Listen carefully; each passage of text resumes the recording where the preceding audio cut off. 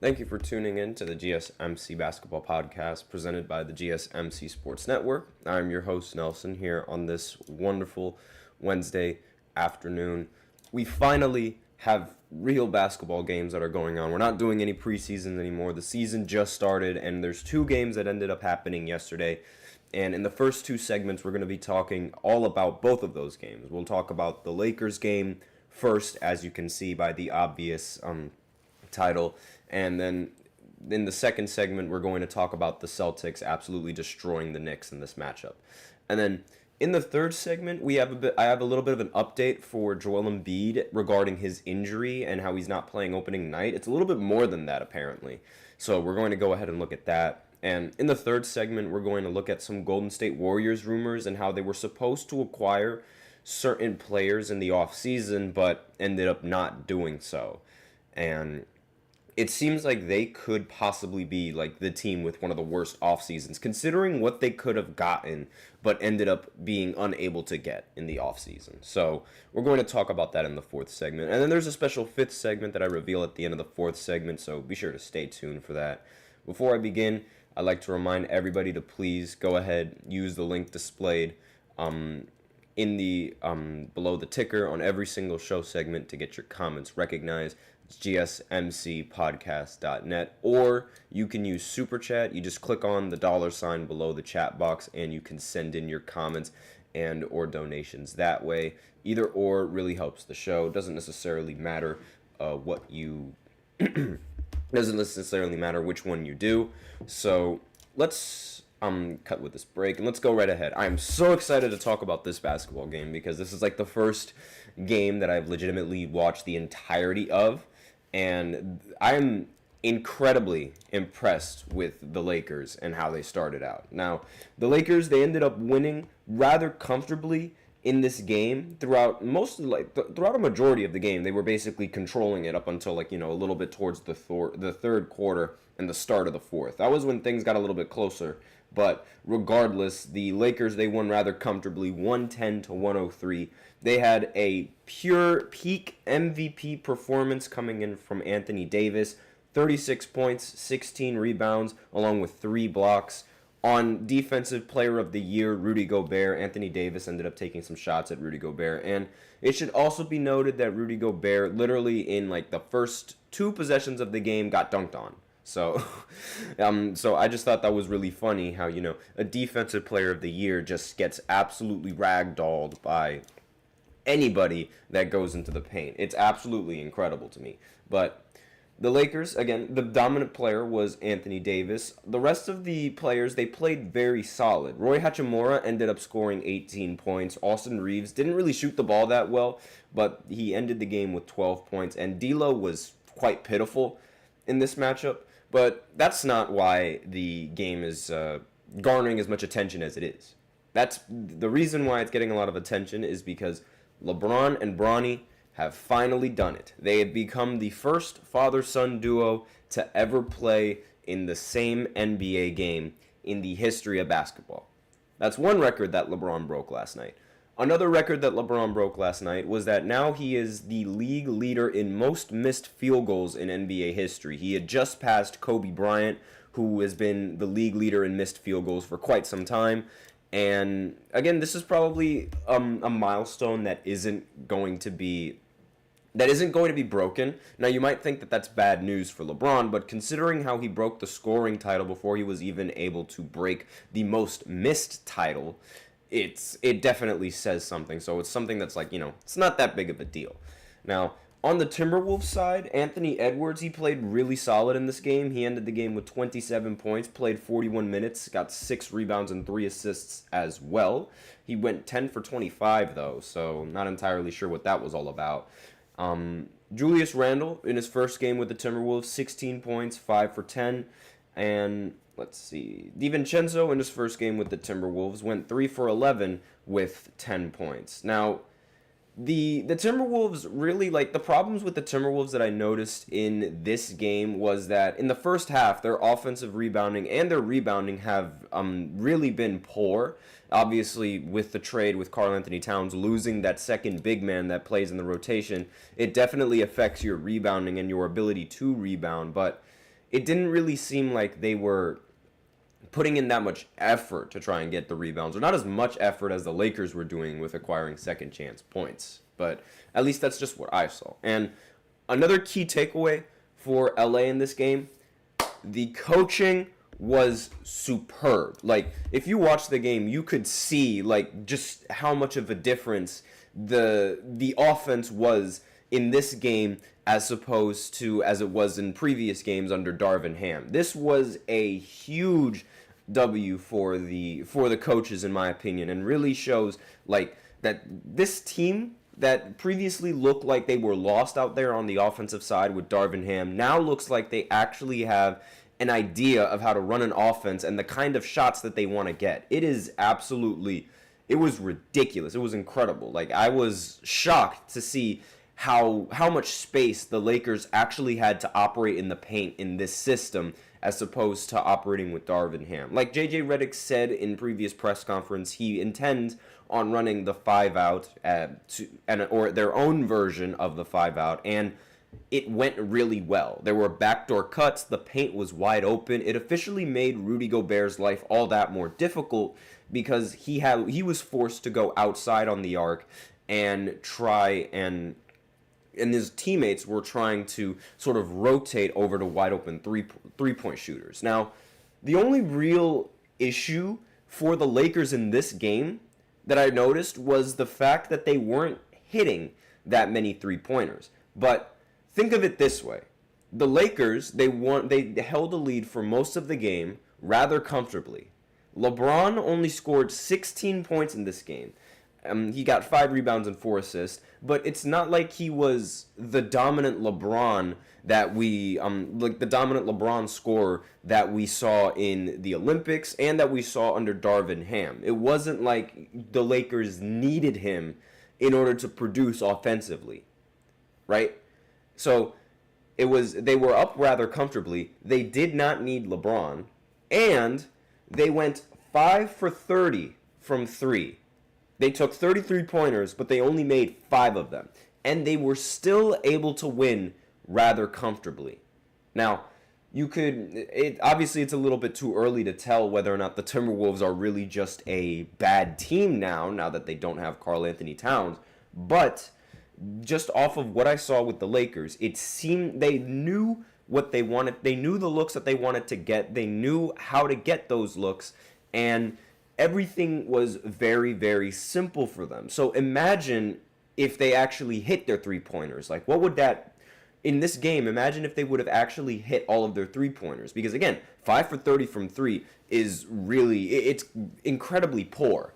But if they were to hit a couple of their threes, I mean, Austin Reeves went 0 for 5, D'Angelo Russell went 1 for 7, Connect went 1 for 3, and let's see, who else? Max Christie ended up going 0 for 3, LeBron 1 for 4, Roy Hachimura 1 for 4, Anthony Davis 1 for 3. So imagine if these guys collectively just hit maybe 2 more or even 3 more of their three-pointers. They could have won even more comfortably in this game.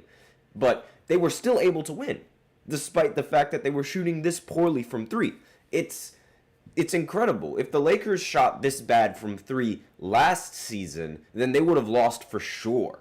And it was really it was a ridiculous coaching game. I really gotta say, that new offensive system. I've never seen so much wide open space for the Lakers. Like, they actually looked like an incredibly competent team. They were running screens. They were running off-ball plays. Again, 5-out isn't necessarily just isolation basketball. It's just a system that implements spacing, and you could utilize that spacing to however you choose. In this game, however, they ended up relying heavily on Anthony Davis in the scoring department, and rightfully so, because Anthony Davis not only was he getting to the line, but he was also able to score rather comfortably. Now, he did go 11 for 23, which in my opinion is rather solid because, again, he was taking some really difficult mid-ranges and some really difficult post moves. However, it gave him the space that he needed to operate. And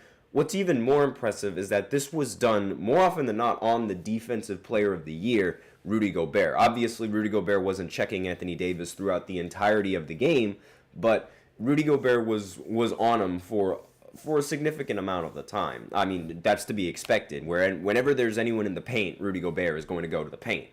And they were still able to dominate. Not to mention that they were also able to get some easy looks at the rim, more so than the Timberwolves were able to get in this game.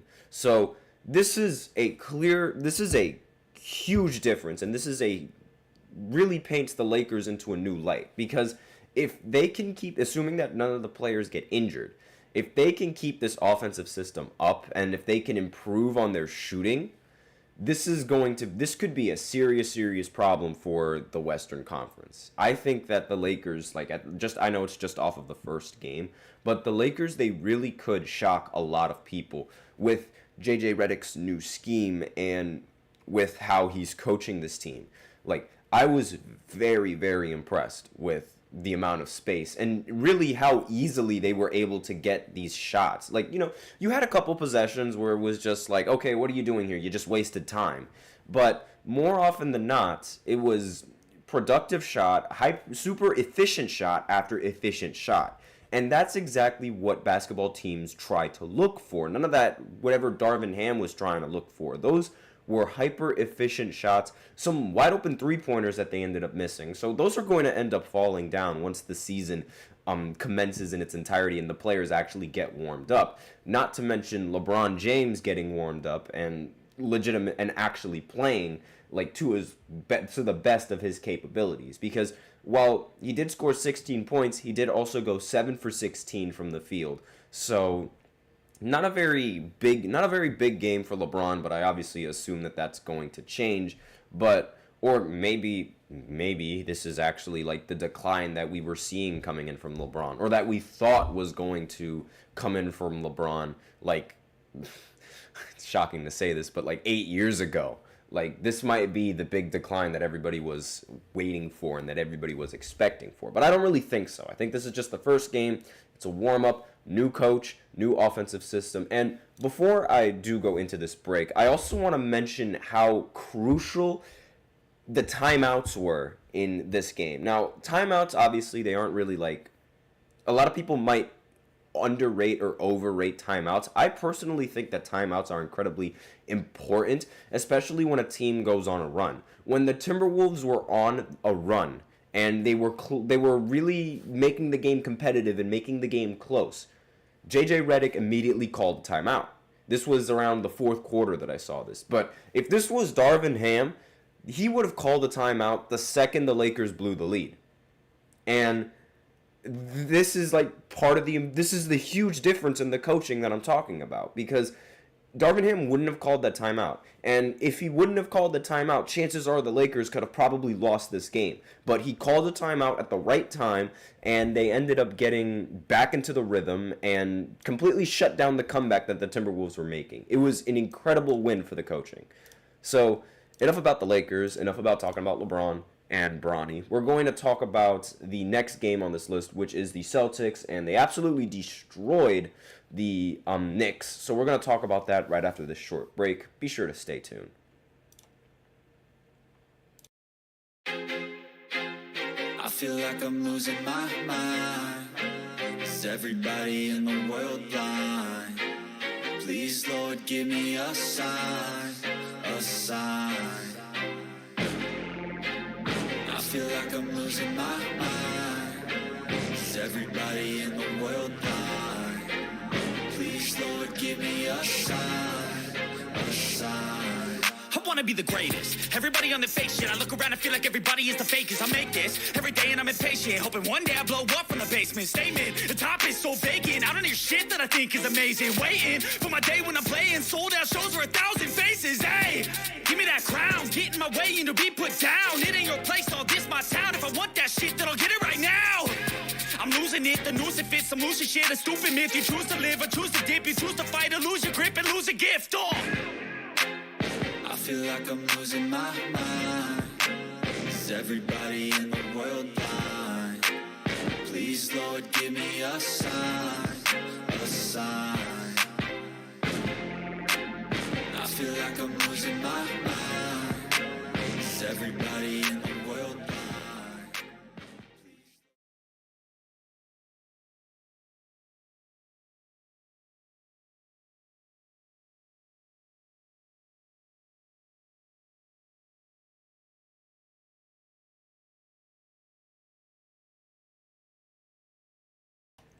And we are back with the second segment of the GSMC Basketball Podcast presented by the GSMC Sports Network. And in this second segment, we are going to be talking about the Celtics game between the Knicks and how the Celtics dominated the Knicks in this season opener. So before I begin, I'd like to remind everybody that we love to hear what you guys have to say during the show. Whether you guys have a hot take, whether you guys have a burning question, something that you've just been dying to share, we're all ears.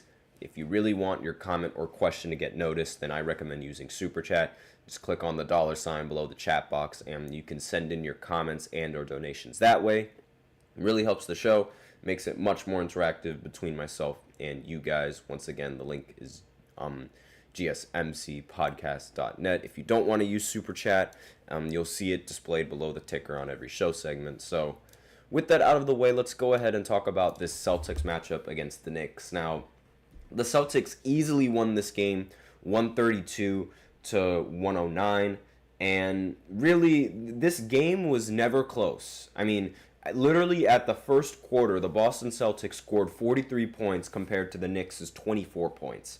And after that first quarter, that was when I turned off the game. I can't even lie to you, because once the Celtics hold such a dominant lead like that, there was no way that the Knicks were going to be able to come back. Like, there was just no way. Now, Jason Tatum ended this game with an incredible MVP-like performance. 37 points, 10 assists, 4 rebounds. This is an insult to Steve Kerr. Like, this is what you wanted me to play 0 minutes in the Olympics? You wanted me to play 0 minutes in the Olympics? That was exactly what Jason Tatum was saying in this game, I have no doubt. Jaylen Brown also played incredibly solid, 23 points, 7 rebounds. Derek White ended with 24 points, 4 assists, along with 3 rebounds, and Drew Holiday ended with 18 points. This team played phenomenally. They almost were able to tie the record or break the record in most three-pointers made in a game with 30, but then they ended up missing like 10 straight in the fourth quarter. Regardless, the team shot 29 for 61 from 3. And when a team is shooting that incredibly well from 3, it's almost impossible to win. And, I mean, 29 three-pointers. That is an incredible amount of three-pointers, and almost a record-breaking amount of three-pointers that they ended up taking. I mean, they also, in the total of the game, they took 61 three-pointers. They are a heavy three-point shooting team. Over 30%. Actually, no. Let me do some quick math here, just trying to get. So, roughly 2/3 of their shots were three-pointers. And of the three-pointers that they took, they ended up making 29 of them, which is, 29. That's like around 47% from the three-point line. And they ended up shooting 50% from the field. Like, when a team is shooting that well, taking that many threes, it's like you're not going to win. It's impossible to win unless you match that three-point percentage somehow. And, of course, the Knicks, not being the Knicks, they were unable to do that. So, in this game, I mean, the key to really, I know I picked the Knicks to possibly upset the Boston Celtics, but not only was I blatantly wrong, I was also rather arrogant for that take. I definitely should have known better, because looking back at it, like, this is a team, the Knicks, who essentially made a last-second move to acquire a new player and completely change the roster with Karl Anthony Towns. In the first game, going up against a team that won the championship and a team that has already played with each other, winning the championship hasn't changed for the most part in the offseason. It was rather arrogant for me to pick the Knicks as opposed to the Celtics, because the Knicks, they still have to find their identity with Karl Anthony Towns. Meanwhile, the Boston Celtics have already established their identity and already know how to do this, how to do that, how to run their systems. Acquiring new players, which the Knicks ended up doing in the offseason, like Miles Bridges and recently Karl Anthony Towns. It's not Miles Bridges, Mikal Bridges, excuse me. There's 2 M Bridges in the NBA. I apologize. But acquiring Mikal and acquiring Cat is definitely going to sort of affect your team at the start of the season, because you're still trying to figure things out, especially with Mikal. Mikal in this game, I don't think he made a single shot in the first half, which was really poor shooting. However, he ended the game going 7 for 13 from the field, which isn't really that bad, ending with 16 points. But once the Celtics went and got that huge lead, the rest of the game was just garbage time for the Knicks. And you're not going to beat the Celtics when they have a huge lead like that. Like this shooting from Bridges should have been happening through the first quarter and continuing on in this game. If it wasn't, how should I say this? If it wasn't because of his shooting, I think the Knicks would have made this game a little bit more competitive. But again, like the Celtics, they just were not missing from three. They were locked in on this, and I'm a little bit afraid now because they do have a very solid chance of repeating, and I didn't think of this sooner, but Jason Tatum and Jaylen Brown, they probably had the worst offseason for championships, for champions. Like, usually whenever a team wins the championship, its players, they get all of this praise. They get all of this recognition for actually winning the championship. But the Celtics, not so much. Everybody was clowning the Celtics most of the time, especially throughout the offseason. I mean, Jaylen Brown was getting clowned because he did not get picked for the Olympics. Jason Tatum was getting clowned because he wasn't playing in the Olympics for a lot of the times. And all of this, it's just fuel to the fire just to encourage the Celtics to repeat and do it again. So congratulations, fans. You guys just gave these players another reason as to why they should repeat and go back to back. And if they win the championship in the end, it'll be on you. It'll be on all of those people that were just making fun of Jason Tatum and Jaylen Brown for not playing in the Olympics and all of the backlash that they got in the offseason. Because while I absolutely despise the Celtics and despise that organization with my heart, I fully gave them the respect that they needed for winning the championship. It didn't matter that I didn't like them. It didn't matter that I didn't want them to win the championship.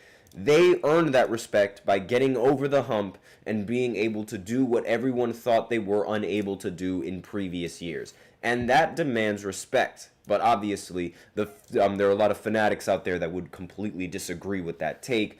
And to that, I say, congratulations, you just gave them another reason to try and repeat. Now, whether or not you think they're going to repeat is a whole different story, but everyone else seems to think they're going to repeat based off of just how dominant this roster is and how incredible the starting lineup actually is for this team. Now, for the Knicks, Jalen Brunson, he had a rather quiet 22-point game. He went 9 for 14. McBride actually played really well in this game. 22 points, 8 for 10. Bridges, as I mentioned before, 7 for 13, 16 points. Karl Anthony Towns went 5 for 9 with 12 points, 1 of 2 from 3. And Josh Hart went 4 for 6 with 12 points. Now, it's not like these guys really played bad, but it's just like that first quarter really, really killed them. And it was really just the Celtics making way more shots. Like, it was staggering the amount of three-pointers they were able to make. And maybe this is a sign that the Knicks need to start taking a couple more three-pointers. Maybe this is a sign that some of these players have to start scoring a little bit more. Because I'm actually kind of surprised that Jalen Brunson didn't take the liberty of taking more shots than he did. But that's besides the point. Obviously, this is a whole new team. They're still trying to find their identity. So I wouldn't really say this loss really cripples them because, again, still got to find their identity. But this is a pretty solid start if you're a Boston fan. Makes total sense. I was incredibly naive at picking the Knicks. I don't know why I didn't pick the Celtics to win this game. But I guess, hindsight is 20/20. And really just OG Anunoby, he played 34 minutes, but he only recorded 4 points. And on top of that, he was not the X factor in stopping Jason Tatum in this game. I mean, he had a true shooting of 91% and 14 for 18 from the field, 8 for 11 from 3. That is just incredible shooting from Jason Tatum. Not to mention Derek White, who ended up going 6 for 10 from 3 and 8 for 13 from the field. Like, just a dominant game all around from the starters and the Boston Celtics. So, that's all that I really have to say about this game. And I'm very excited that the NBA season is starting now. It's great. I actually have things to look forward to. It's amazing. And especially the Lakers game, because I am so looking forward for this for the Lakers and their season under JJ Redick. But I'm very excited for the games that are going down today as well. So that's all that I really have on the second segment. So now I'm going to go ahead and go into the third segment where I talk about Joel Embiid and him being out on opening night for actually tonight's game between the Bucks and the 76ers. So I'm going to talk about that right after this short break. Be sure to stay tuned. Looking for your daily fix of sports talk without having to pay for it? GSMC Sports Network is available on YouTube. Just search GSMC Sports Network. Get your fix of daily sports talk shows on YouTube, absolutely free. NFL, college football, NBA, MLB, MMA, UFC, fantasy football, and so much more. GSMC Sports Network has shows running all day long, with new sports shows starting every 2 hours. Just like on your favorite cable sports channel, except GSMC Sports Network is absolutely free. Just search GSMC Sports Network on YouTube to catch one of your new favorite shows, like the GSMC College Football Podcast, Chip Shot Football Podcast, Hoops and Heels Women's Sports Podcast, GSMC Basketball Podcast, and so many more. Check it out for yourself. GSMC Sports Network, now available on YouTube absolutely free. Search GSMC Sports Network on YouTube right now.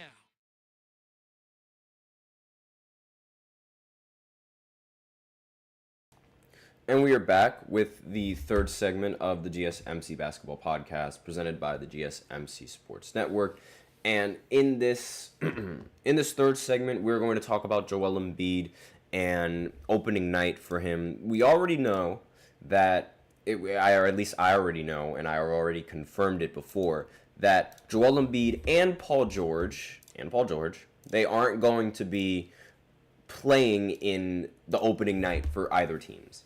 They're Paul George still suffering that injury, and I guess the 76ers don't really want to risk injuring him on opening night because that would be like the talk of the town, without a doubt. If Paul George gets hurt in the opening night, everybody's just going to laugh at the 76ers. And Joel Embiid, surprisingly, is going to end up sitting, well, actually, unsurprisingly, is going to end up sitting out as well due to an apparent injury. Now, this is just, according to Larry Brown Sports, this article, this is an unwelcoming start for the 76ers. If you are a 76ers fan, this is definitely not how you want to start the season. So, Shams ended up reporting on Tuesday that Embiid won't be playing at all in opening night, but then he later reported that he won't be playing at all for the week. For the week, Joel Embiid is not going to be playing. So that means he's going to be missing the opening night for the Bucks, which is today, and he's going to end up missing Friday's game against the Raptors in Toronto on Friday. And let's see. What other games do the 76ers have? Do they have a back-to-back? No, they don't. And I don't know if he's going to miss the game on Sunday, but already that's 3 games that Joel Embiid is going to miss. And because he's injured. What a shocker, right?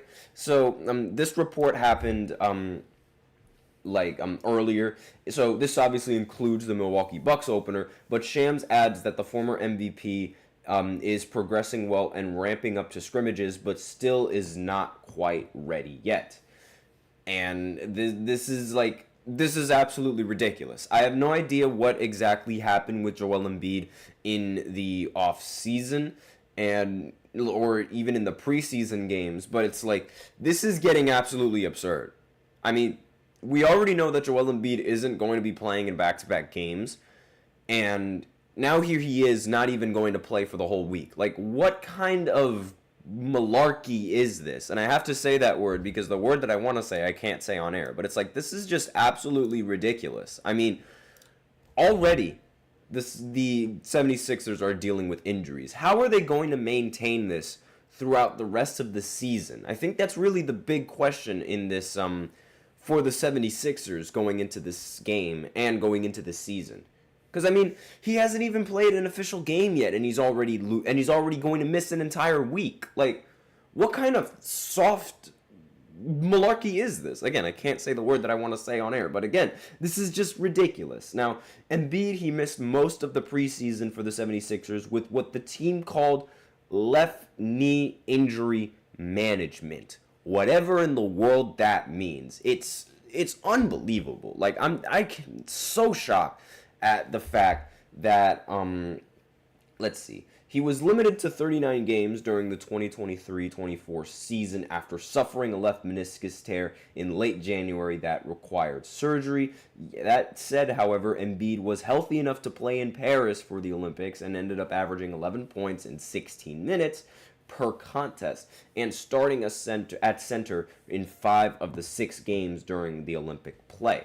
Now, 30 years old, he's often injured, and he recently made a staggering statement about managing his future workload, saying that he wasn't going to be playing in back-to-back games. And the management will apparently begin with missed games for Embiid on Wednesday, Milwaukee, Friday against Toronto, and possibly even Sunday with Detroit, according to this article.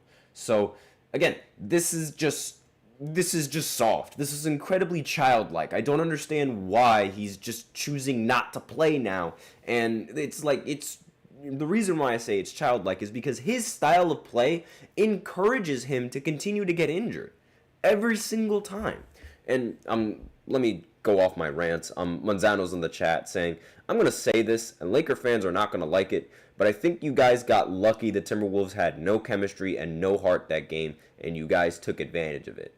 And I don't think that happens the next time you play Minnesota. I think they blow you guys out. Yeah, that is just an absolutely egregious take right there. The Lakers ended up shooting 5 for 30 from the three-point line, and they still ended up winning. They did not need LeBron in this game, and they still ended up winning. There was no luck involved in this win. Not to mention the fact that the Timberwolves, they were actually making this game close towards the end up until JJ Redick called that timeout.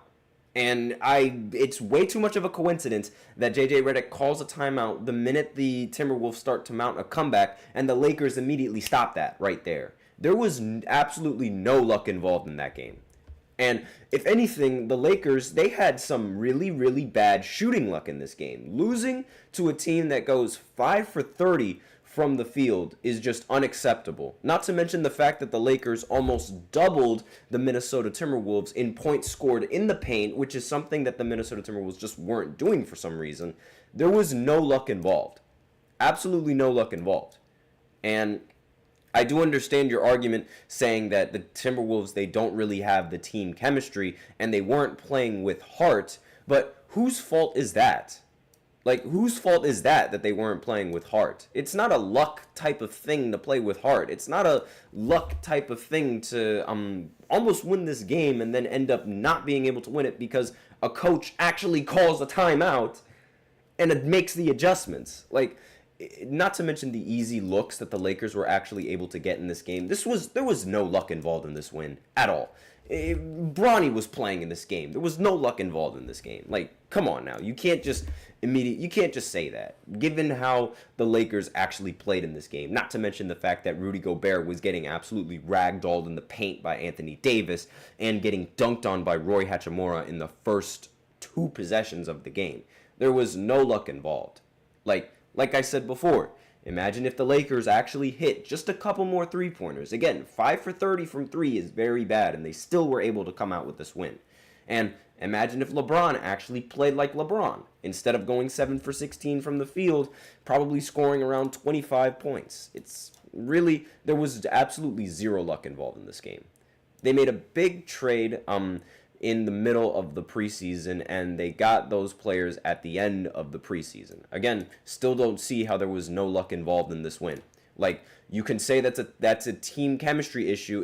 There was no luck. Like, there's none of that was here in this game. And I mean, you could say that the Lakers were ending up getting you might think that the Lakers were at the line a little bit more, but that wasn't true at all. The Timberwolves ended up shooting more free throws than the Lakers in this game. Meanwhile, they were also able to hit more three-pointers than the Lakers in this game as well, going 13 for 41 compared to the Lakers 5 for 30.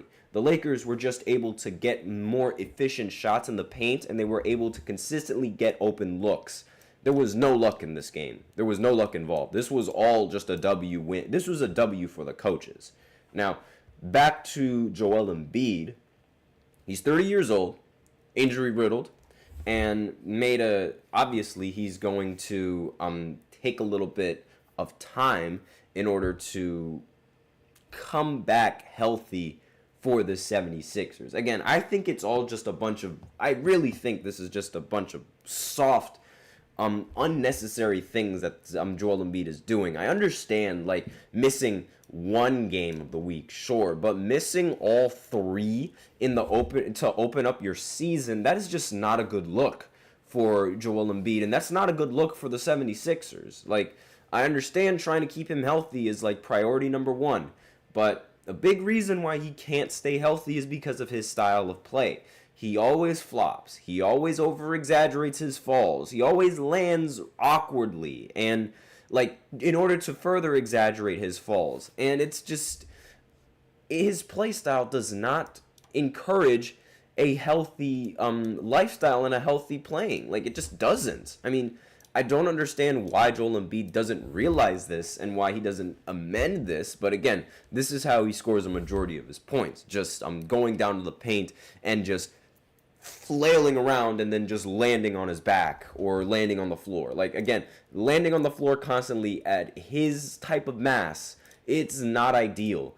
And it's not something that can be sustained long term. So maybe his play style has got to change. But chances are his play style is not going to change because it works so well. And Manzano's in the chat. You give all the coaching credit to JJ, or your scheme on defense and offense was more towards your assistant coaches and JJ. I'm confused by that. I gave JJ credit because, the new offensive scheme that they have in place for the Lakers and how they're running this offense is way more, like, you could clearly see the difference between JJ Redick as the coach and Darvin Ham as the coach. Like, the team looks confident and competent under JJ Redick. Now, furthermore, on the 76ers and Joel Embiid, Manzano says, this is why I laugh when I hear the 76ers fans saying that if Joel Embiid came into the league during the prime of Shaq Mutombo, and Yao, he would dominate them straight away. Yeah, you saw me in the last video segment. Like, I laughed uncontrollably with that take, because it's just absolutely egregious. His style of play is incredibly soft, and not only that, it also encourages injuries. Like, that's one of the things that's incredibly underrated about him. Like, that is overlooked, I should say, about him. His play, while it's effective and while it does work for him, not only does it not work in the postseason, but it enables him to get injured in the postseason. It's really just it's bad. It's not good. And considering how he's not even going to play in the opening night or the opening week, which is shocking to me, is just, like, it's disgusting. It's absolutely disgusting. There's no reason why he should not be playing an opening night. And I can understand Paul George. He recently suffered an injury, but Joel, not at all. This is just absolutely ridiculous and incredibly soft, in my opinion, from him. But let me know what you guys think about Joel Embiid, what you guys think about this decision in the comments. But aside from that, we're going to go ahead and go into the fourth segment, talking about a really interesting Warriors rumor and how they were supposed to get this player, how they were supposed to get that player, and how they were going to acquire this player in a trade, and in several other off-season moves. So we're going to talk about that right after this short break, so be sure to stay tuned if you're interested.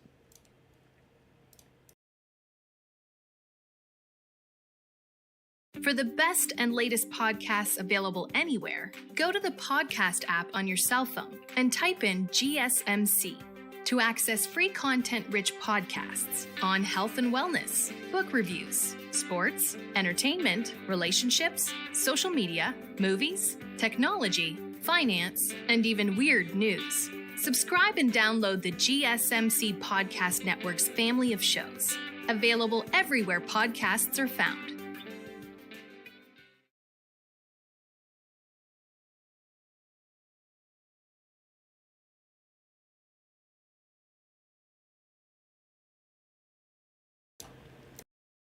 And we are back with the fourth segment, of the GSMC Basketball Podcast, presented by the GSMC Sports Network. And in this fourth segment, we're going to be looking at the the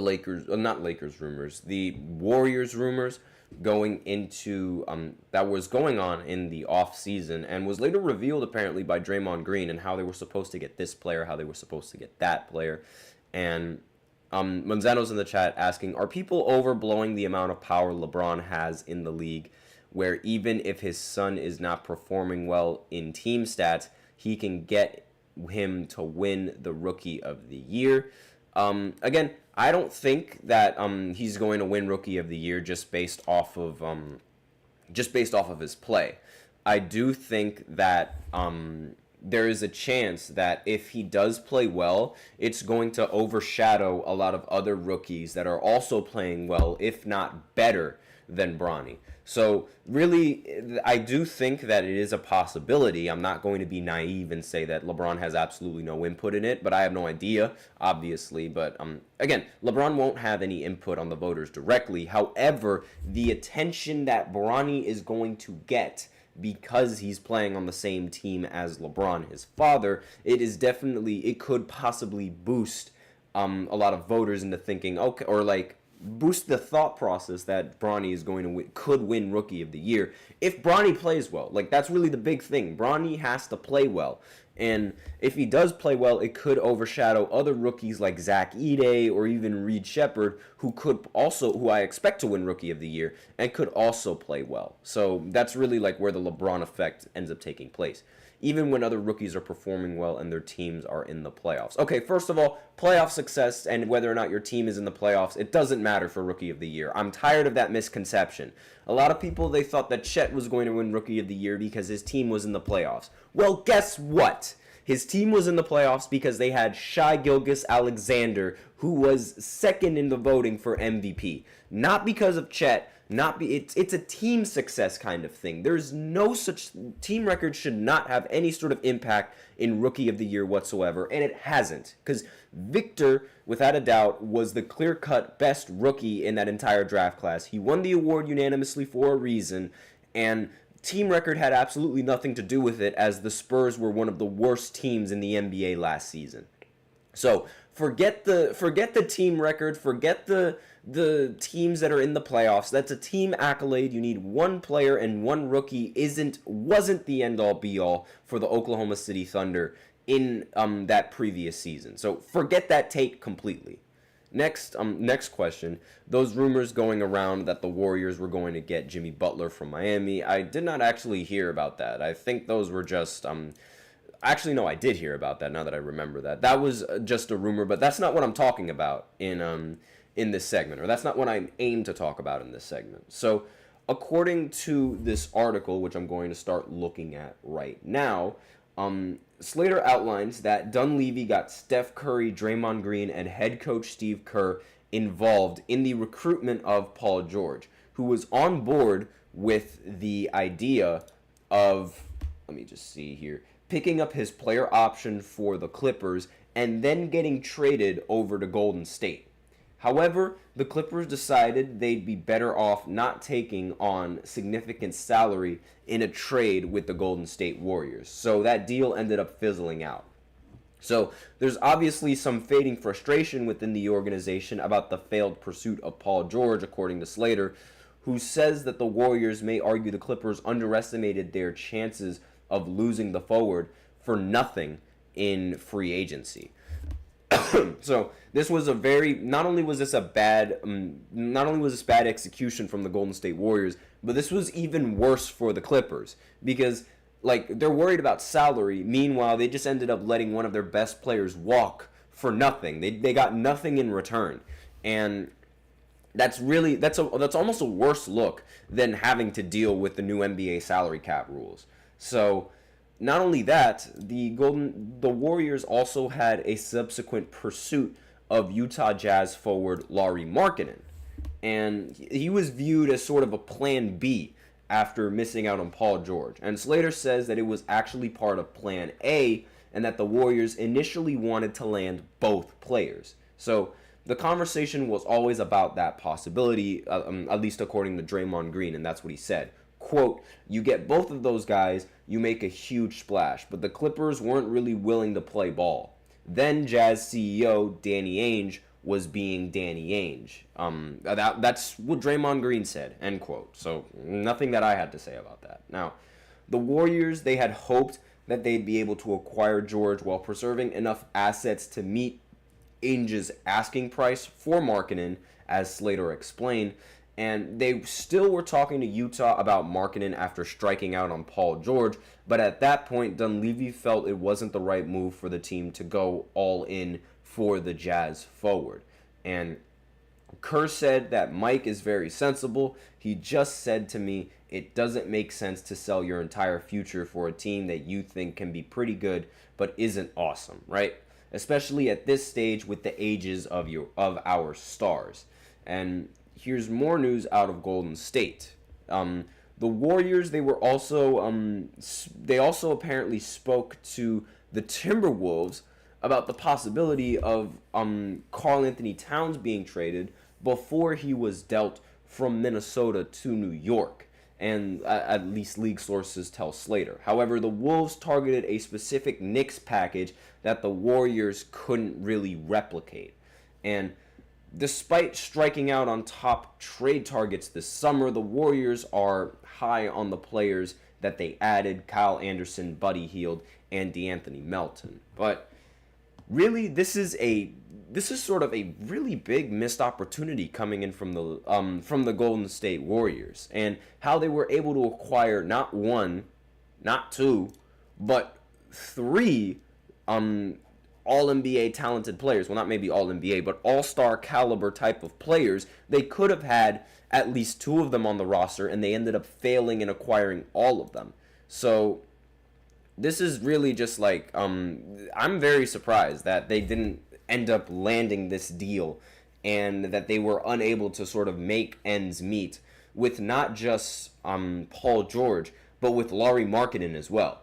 Like, the fact that the Utah Jazz ended up signing Markkanen to that huge extension, I really think this is just what in the world are we doing here kind of moment, right? Like, I mean, the Utah Jazz, I understand they're trying to rebuild their roster and they're trying to build around Lauri, but I don't really see Lauri Markkanen as a number one option on a championship caliber team. I definitely do think that the Warrior system and him being on the Warriors would have been a very, very solid tandem, and a very solid, would have made the Warriors a little bit more of a respectable roster, considering how the Warriors, they have so many guards in the roster and not enough forwards. They do have forwards, but it's not as tall as Lauri Markkanen or as effective as Lauri Markkanen. Not a very deep forward or center-based lineup. So adding Lauri Markkanen and giving up a couple of pieces, like a couple of their guards, I really feel like would have been a very solid addition for the Golden State Warriors, and would have made them and put them in a much more respectable position than they're in right now. Then again, I could be completely wrong, and the Golden State Warriors just start making every single three-pointer that they take with Steph, Buddy Hield, and every other player that they have on their roster. But again, it's like this trade, if it would have went through, would have made this team way more respectable, in my opinion. So that's all that I really have going into this segment. So now we're going to go ahead and go into the fifth and the final segment, where I give my predictions for every single team that's going to be playing tonight and who I think is going to end up winning in each game. So I'll be right back after the short break. Be sure to stay tuned.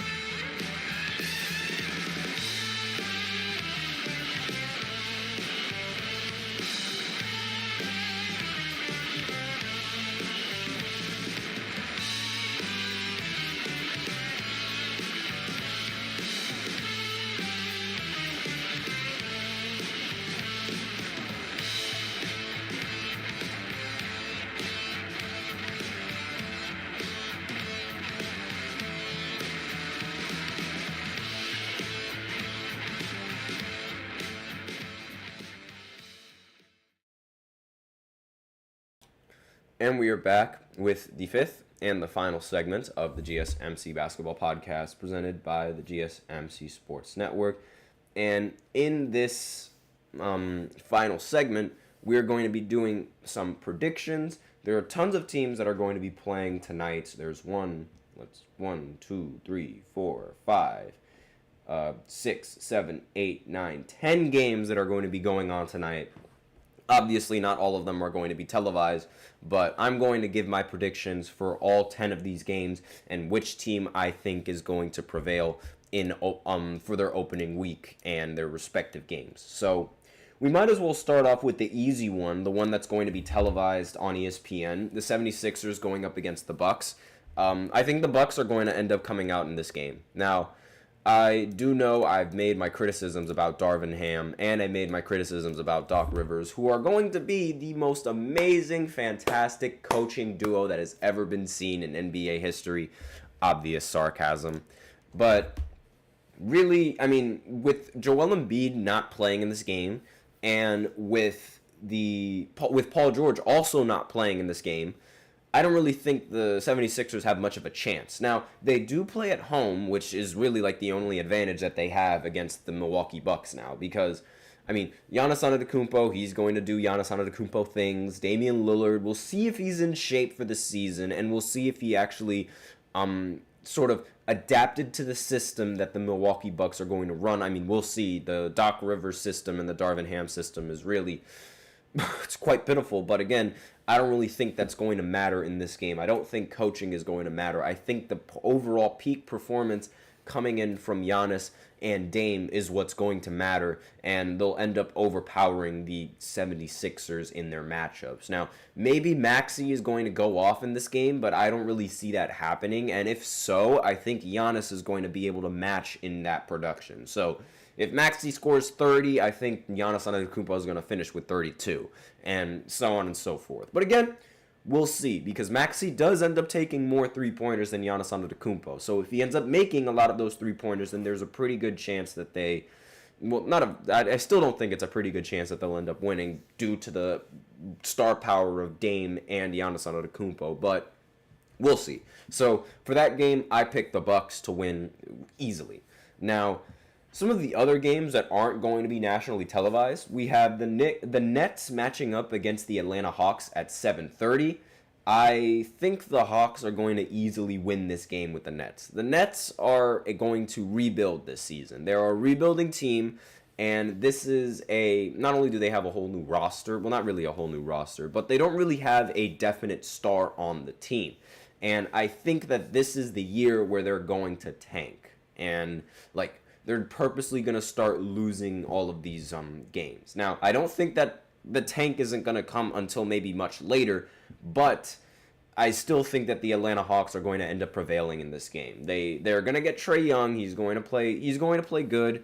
They have home field advantage. They're also 6.5-point favorites in this matchup, and I don't really think that the Nets really have much of a chance in this matchup. Just based off of, I understand that the Atlanta Hawks are not really the best of teams, but they do still have Trae Young. We get to see how well Zachary is going to end up playing in this game, if he does end up playing in this game, the number one pick in the draft. So we'll see exactly how he'll progress and how well he's going to play. And who knows, maybe he could end up winning Rookie of the Year. He is the number one pick after all, but we'll see. Not entirely sure. So I have the Hawks winning in this game. Now, let's see, what should be the next game that we cover? The Pacers going up against the Pistons. I think the Pacers are easily going to win this game. The Pistons last year, they were one of the worst teams in the NBA, and I don't really expect that to change whatsoever for the Detroit Pistons. Now, maybe they surprise me. Maybe they end up winning opening night. They do play at home. They still have Cade Cunningham. He's a very solid option. But again, the Pacers and their offensive firepower, it's just, it's really, really difficult to stop. At the same time, however, the Pacers and their defense it was lackluster throughout last season. So regardless of that, I still think the Pacers are going to end up winning this game rather comfortably. But if the game is close or if the Pistons somehow prevail, I really wouldn't be all that surprised, because when you have a team like the Pacers who are potent on offense but less than mediocre on defense, anything is possible because they rely heavily on the three-point shot. They could end up missing a lot of their three-pointers, and there's a possibility that they let up a lot of easy baskets for the Pistons, thus allowing the Pistons to end up winning the game in the end. But still, I have the Pacers as favorites to win this game. Next game is a Florida matchup between the Miami Heat and the one and only Orlando Magic. So I think the Magic are going to end up winning in this matchup. I have some huge faith in Paolo Banchero, and the Orlando Magic actually ended up getting better throughout the offseason. Now, actually, you know what? I take that back. I'm going to learn from my mistake from the previous day about how I ended up picking the Knicks to win as opposed to the team that has already played together and has already established their identity. I'm going to pick the Miami Heat in this one. Now, it's going to be a close game. I do think it's going to be a close game. But the Miami Heat, they don't really, I understand KCP is a very solid player, so there is a possibility that the Magic come out and win. But the Heat, they already have the chemistry that they've established with the team. Jimmy Butler is going to be playing in this game alongside with Bam Adebayo. And while the Magic, they do have Paolo and they have Franz Wagner, and KCP is a very solid option as well, along with Jalen Suggs, who was a defensive caliber player and one of the best defending guards that the league has. I don't really think that the Magic are going to end up winning this game just because of the fact that it's going to be a new roster going up against a roster that has already played with each other. And while they didn't make it that far in the postseason, a big reason why they didn't was because they did not have their best player. So I'm going to pick Miami in this one, in this intense Florida matchup, and possibly a future playoff matchup. Who knows, depending on how the rankings and the seedings go. Next game is the Cavs going up against the Toronto Raptors. Now, this one I am a little bit uncertain of. Now, Cleveland is 6.5-point favorites, and I do have to give I do agree with that. I do think that Cleveland is going to end up prevailing in this game, but I do think it's going to be a really close battle. And part of that is because I don't really have that much faith in Garland, and I have a lot of faith in Scotty Barnes and his ability to play. But I do think that the Cavs overall as a roster, they're a much better team than the Raptors. And while the Cavs didn't necessarily improve over the offseason, they still were able to keep a lot of their main players. Now, the one concern that I do have is if there's going to be any more Cavs drama throughout the offseason. Because if you guys remember, throughout a majority of the offseason, like about half of my segments were Cavs drama, because it was like every single week there would be something new going on with the Cavs. It was like Darius Garland wants to get traded. If Donovan Mitchell's going to sign a contract, then Darius Garland wants out. Maybe the Cavs are going to end up blowing up the roster. Maybe the Cavs are going to have to pick between Donovan or Darius Garland. Maybe the Cavs are just going to rely on Evan Mobley and trade away Donovan and Darius Garland. It was so much unnecessary stuff that I was just unexpecting, and it was like unnecessary in my opinion. And in the end of the day, they ended up re-signing all of their players anyway and still have the same team that ended up making the postseason. So I think the Cavs, I'm assuming there's still no drama and that all of that drama was actually real. I think the Cavs are going to end up prevailing in this game. Next is the matchup between the Pelicans and the Chicago Bulls. Now, I'm not really that high on the Bulls, even though they just acquired Lonzo Ball. This is going to be a rematch with Lonzo Ball's former team after missing like around a year or two due to injuries. And really, I think the Pelicans, they're going to end up prevailing in this game. They got Zion, they're going to have DeJounte Murray, they're going to get CJ McCollum. I expect a big game from CJ in opening night and a pretty solid game coming in from DeJounte as well. However, I will say that the Bulls, they will make this game a little bit competitive due to the lack of rim protection that the Pelicans have. Like, the Pelicans don't have a definite rim protector or a solid center that I feel could match up with Vucevic. But again, the Bulls didn't really, you could argue that the Bulls didn't really get that much better losing DeMar DeRozan. They will have Zach LaVine in this game from what I know, and Alex Caruso is an incredibly solid defender as well. But again, I don't really, oh wait, no, excuse me, they don't have Alex Caruso. That's my bad. I completely forgot. Alex Caruso's on the, is not even on the roster anymore. That's my bad. I actually meant to say that Giddey was on the roster. They do have a very solid offensive option in Giddey, and his assist numbers, regardless of what he does off the court. I'm not really going to talk about that, even though you guys know exactly what he did off the court. He's a pretty solid player on the offensive side of the ball. So we'll see. New environment. We'll see how he plays, see if he blossoms into a player. For personal reasons, I don't want him to. But we're going to move on from that. Next is the Houston Rockets going up against the Charlotte Hornets. I think the Houston Rockets are going to end up prevailing in this game. The Hornets, they weren't one of the best teams last year. They do have LaMelo Ball, so that's one positive coming in for the Hornets. I think they're going to have him for this opening game. There was no report saying that he was going to get injured. I'm going to go ahead and check just to be sure. Let me see. Yeah, no, he's apparently from what I hear, he is good to go for this game. He was good to go for the Knicks game, but I'm not entirely sure. Yeah, I don't think he's hurt. So, but regardless of that, if he was hurt, if he is hurt, if he isn't hurt, I think the Houston Rockets, they are just a much better team. They got Sengun. They also have Shepherd, who's going to, I expect Reed Shepherd to have a pretty solid game. But again, he is a rookie, so if he doesn't have a solid game, it's not going to surprise me. But Sengun is really going to take this team to the next level, and he's really going to, I think he's going to have a very good game against the Charlotte Hornets, a team that I don't think has that dominant of a rim protector, in my opinion.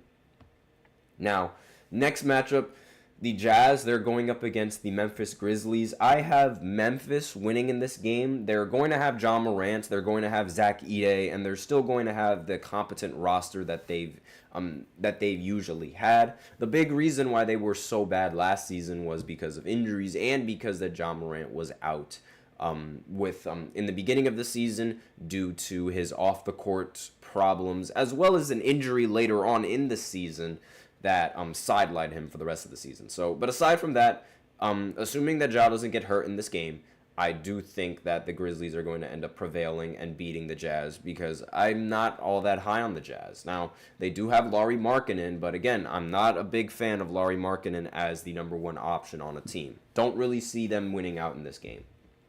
And finally, the last game that I'm going to talk about, and the game that's going to be televised, the Clippers, they're going to end up playing the Phoenix Suns in this matchup. As you guys know, Kevin Durant going up against James Harden, former teammates, now enemies in the Western Conference, as well as former teammates in the Eastern Conference, and then enemies in the Western Conference. They were teamed up with each other for a little bit of their career, not throughout the entirety of their career, but for a little bit they played with each other. But regardless, I think that the Phoenix Suns are going to end up prevailing in this game. And Bradley Beal, Devin Booker, Kevin Durant, meanwhile, the Clippers, they only really have James Harden. I don't think there's going to be any sort of matchup. If they had Kawhi, then the story would be a little bit different. But because they're not going to have Kawhi in this game, I think the Phoenix Suns are going to have no problem. There is no real competent perimeter defenders that they have that will be able to slow down Kevin Durant, Devin Booker, and Bradley Beal at the same time. Even if Bradley Beal doesn't have a good game, I'm expecting an incredibly solid game for Devin Booker as well as Kevin Durant. I expect Kevin Durant to have at least 24 points and Devin Booker to have at least 23, maybe along with like 7 assists as well, and Bradley Beal with a really solid 20-point game. Like, those are my expectations for the Suns, and because of that, I think they're and I also forgot to mention, I think that coming off the bench for the Phoenix Suns, hold on just one second, let me just go ahead and make sure that I don't misspell his name. because that would be rather embarrassing if I did. I don't think we're going to see a Bol sighting, though. Like, maybe we will, maybe we won't, not entirely sure. But Grayson Allen, I feel like Grayson Allen is also going to be a really important X factor in this game.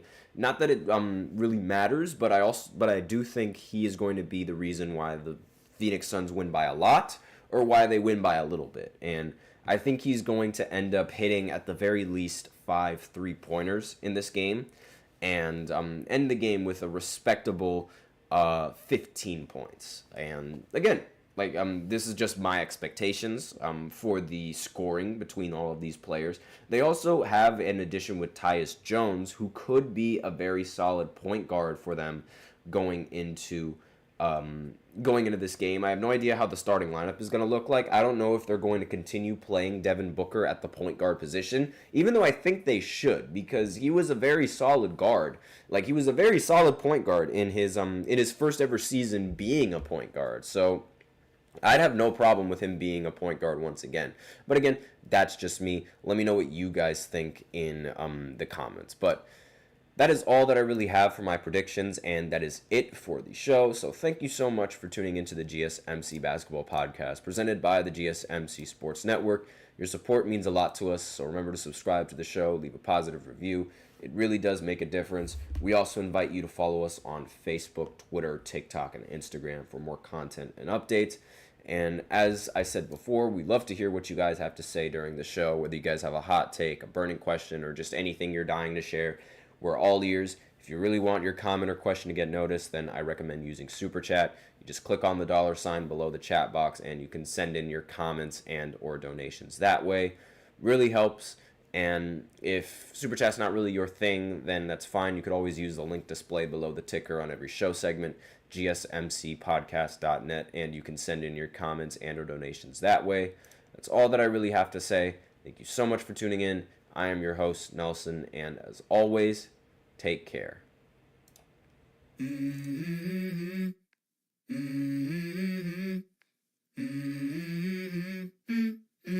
Let's go.